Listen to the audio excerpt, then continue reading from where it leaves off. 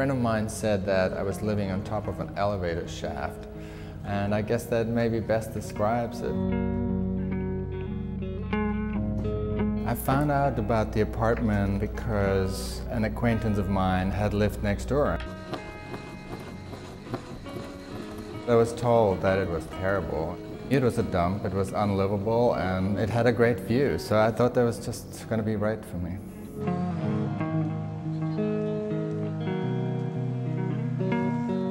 When I was shooting on the street in the Chinatown area, I was kind of shooting the markets and the Canal Street area and the bok choy stuff and the counterfeit stuff and all that. It was just really limited in scope because it was this street stuff that anyone could really see while walking down the street. And if you physically stop on the street and look up, you see thousands of apartments. And I started really thinking about it. In between all those windows, there's thousands of people who have lives and stories. And so I really wanted to try to get behind closed doors. It's very much about me thinking of the lives that I'm intersecting with through my photographs. Somehow, in the lens and the light and the film and the time and the camera, somehow it seems possible that the person in the window is you, or me. New York can sometimes be a complicated, difficult place to live, and so we all have our ways of dealing with that. And I think that all of these projects do that in different ways. And so I thought by pulling them into an exhibition, it would be a way to provoke some debate about how we think about public space today.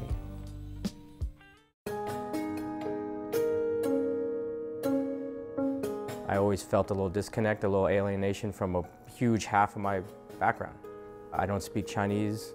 All my relatives obviously speak Chinese. And so I was always the one at the table that didn't quite know what was going on in the conversation. When I started photographing, I was always just kind of grabbing my camera and going down to Chinatown. Just didn't even think about it at first, why I was doing it. I started looking into local housing advocates in Chinatown.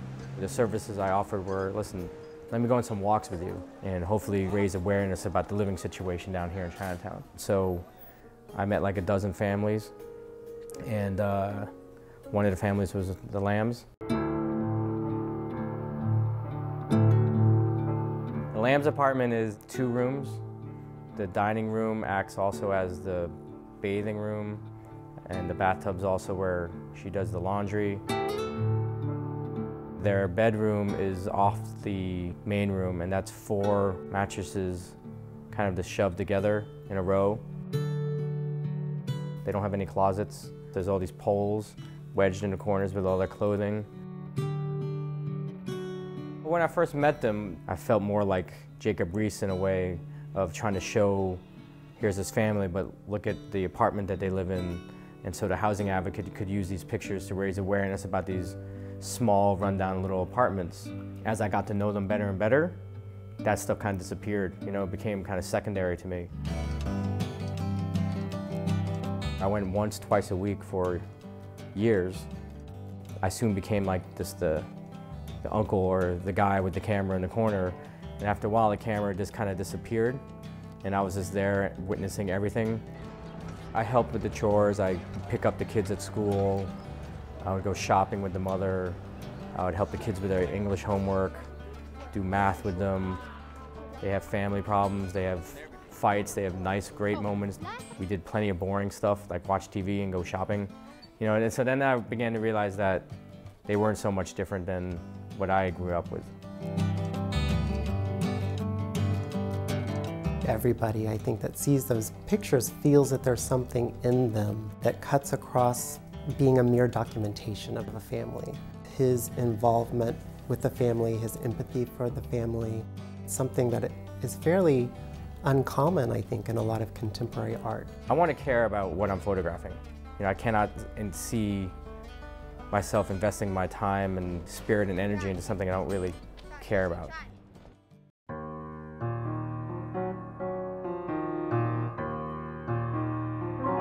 Every day I put up my 19th century full-plate camera and set it on the table and focus it towards the southern end of Manhattan and take a picture. And I do that every day at different times of the day. And that process started in March of 1995.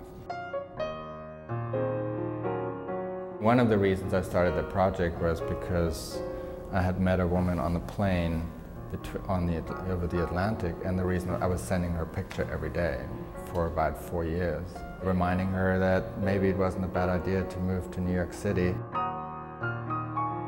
The relationship ended after 4 years, but I did not end taking the pictures with a large format camera. I think there's an extraordinary tension in people's lives between extraordinary events versus those that seem not to be. And I tend to think that those events that we don't consider of special importance define us perhaps more than those that we consider extraordinary. In the breakfast table, in the dishes, in the milk carton, in the orange juice carton is the mundane, it's the everyday, it's what we don't think about. The changing of the banners on the garden right now, buildings going up, buildings being renovated.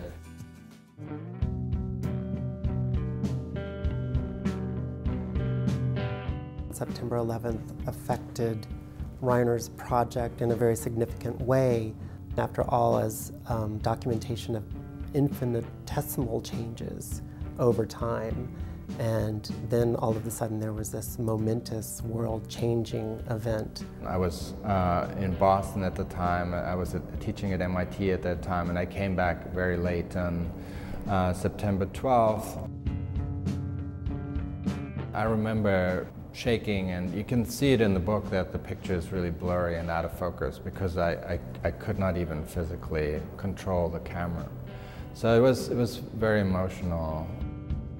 Anything that I had thought about was, in terms of the project being about incremental change, was completely changed by those events.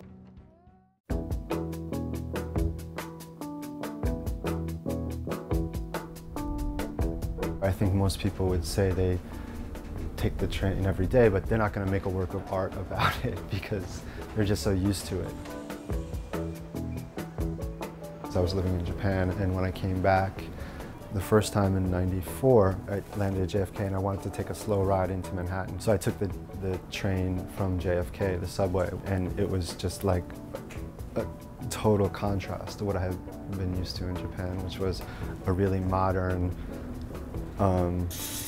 slick and sleek kind of transport mode, totally about convenience and modernity, and it was just kind of shocking the difference. So that's when I got back interested in the train.